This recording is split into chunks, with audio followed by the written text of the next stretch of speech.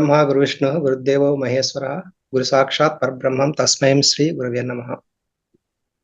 ఈరోజు సమగ్ర జీవన శైలిలో భాగంగా ప్రోటీన్స్ యొక్క ప్రాధాన్యత ఏమిటి, మనం తీసుకునే ఆహారంలో ప్రోటీన్స్ యొక్క ప్రాధాన్యత ఏముంది అది తెలుసుకుందాము.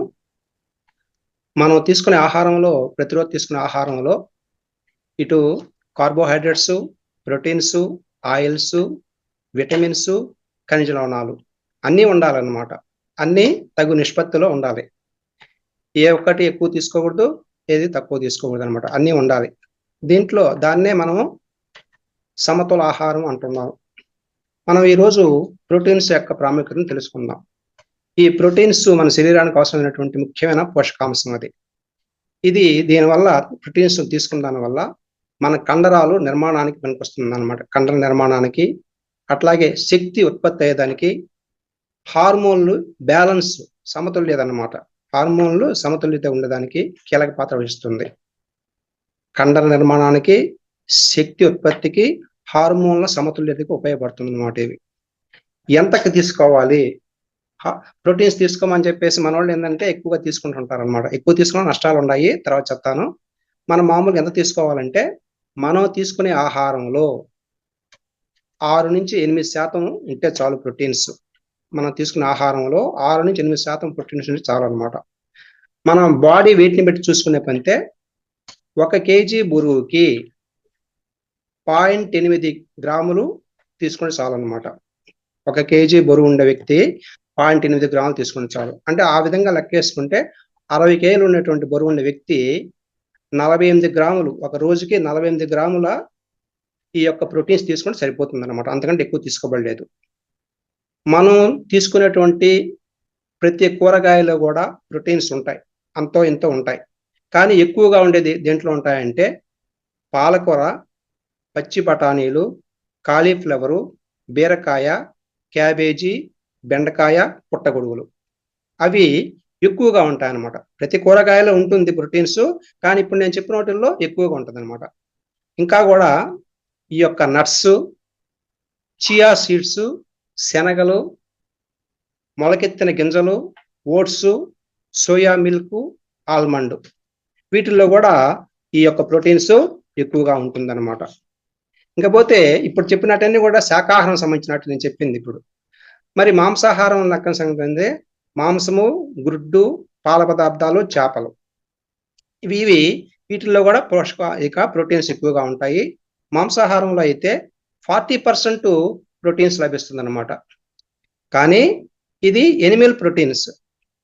ఎనిమల్ ప్రోటీన్స్ మనకి శరీరానికి లో ఆ ప్రోటీన్స్ ని జీర్ణం చేసుకున్నటువంటి ఎంజైమ్స్ మన శరీరంలో లేవు. కాబట్టి అవి తీసుకున్నా కూడా మన శరీరంలో సరిగా జీర్ణం కావు, అరగవు, కరగవు. కాబట్టి ఆ యొక్క జోలికి పోకుండా మంచిదన్నమాట. టాక్సిన్స్ ఎక్కువగా ఏర్పడతాయి అన్నమాట. అది కూడా కాక మనం ధ్యాన మార్గం ఉన్నాం కాబట్టి ఆ మాంసాహారం జోలికి పోకూడదు. శాకాహారం సంబంధించినటువంటి ఫుడ్డే తీసుకోవాలి. కాబట్టి మనం ఇప్పుడు చెప్పుకున్నటువంటి శాకాహారం లభించేటువంటి ప్రోటీన్స్ ని తీసుకోవడం మంచిదన్నమాట. ప్రస్తుతము మన దేశంలో దాదాపు 70% ప్రజలు ప్రోటీన్ లోపంతో బాధపడుతున్నారు అనమాట.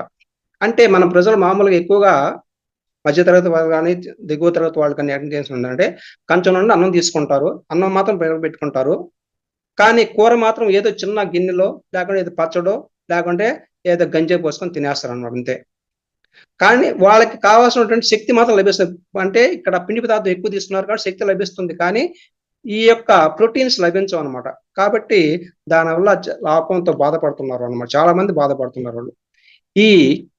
ఇంకొంతమంది అయితే ఎక్కువ తీసుకుంటారు. ఎక్కువ ఎవరు తీసుకుంటారు? ఈ బాడీ బిల్డర్స్, 6 ప్యాక్ వాళ్ళు ఎక్కువ తీసుకుంటున్నారు అనమాట. వాళ్ళు ఎక్కువ తీసుకున్న దానివల్ల ఎక్కువ ప్రోటీన్స్ ఎక్కువ తీసుకున్నా కూడా సమస్యలు ఉన్నాయి. ఎక్కువ అయినటువంటి ప్రోటీన్స్ ని లివర్ ఏం చేస్తుంది? క్రొవ్వుగా మారుస్తుంది. మనం ఇంతకుముందు చెప్పుకున్నాం పిండి పదార్థాలు క్రొవ్వుగా మారుతాయని చెప్పుకున్నాం. ఇక్కడ ప్రోటీన్స్ కూడా పిండి పదార్థాలు కూడా క్రొవ్వుగా మారేటువంటి అవకాశం ఉందన్నమాట ఎక్కువ తీసుకుంటే. అదేవిధంగా ఈ యొక్క కిడ్నీస్ మీద కూడా భారం ఎక్కువ పడుతుంది అనమాట. ప్రోటీన్స్ ఎక్కువ తీసుకున్న వల్ల ఆ కిడ్నీస్ డ్యామేజ్ అయ్యే ప్రమాదం ఉంది. కాబట్టి మితంగానే తీసుకోవాలి.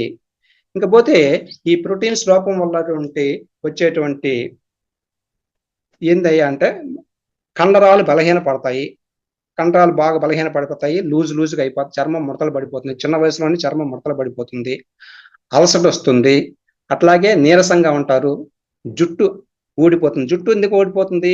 హార్మోన్స్ ఇన్బ్యాలెన్స్ అవుతాయి కాబట్టి జుట్టు ఊడిపోతుంది. గోళ్లపైన గీతలు, తెల్లటి చారలు వస్తాయి అన్నమాట గోళ్లపైన. అట్లాగే చిన్నపిల్లల్లో ఎదుగుదల తగ్గిపోతుంది.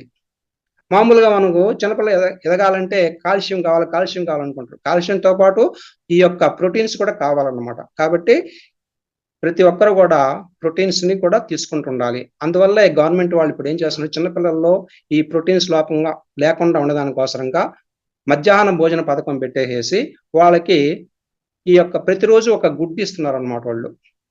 అది ఆ గుడ్డు సంగతి వేరే విషయం, కానీ మొత్తం మీద గవర్నమెంట్ లెక్కలో ఏంటంటే ఆ మంచి పోషక పదార్థం ఇస్తున్నాము, ప్రోటీన్స్ ఇస్తున్నాము. అట్లాగే వేరుశనగతో తయారు చేసిన చిక్కీలు ఇస్తున్నారు అన్నమాట, ప్రతిరోజు ఇస్తున్నారు. అంటే ఆ బాల్యం నుంచే వాళ్ళలో ఈ యొక్క ప్రోటీన్ లోపం లేకుండా చేయాలనే ఉద్దేశంతో ఇస్తున్నారు. అట్లాగే రాగి జావ కూడా ఇస్తున్నారు వాళ్ళు. కాబట్టి గవర్నమెంట్ వాళ్ళు ఇప్పటి నుంచే మంచి పని అది మాత్రం మంచి పని చేస్తున్నారు. చిన్నపిల్లల్లో ఆ యొక్క ప్రోటీన్స్ లోపం లేకుండా వాళ్ళ పిల్లల ఎదుగుదల బాగుండే దానికోసంగా చేస్తున్నారు అన్నమాట.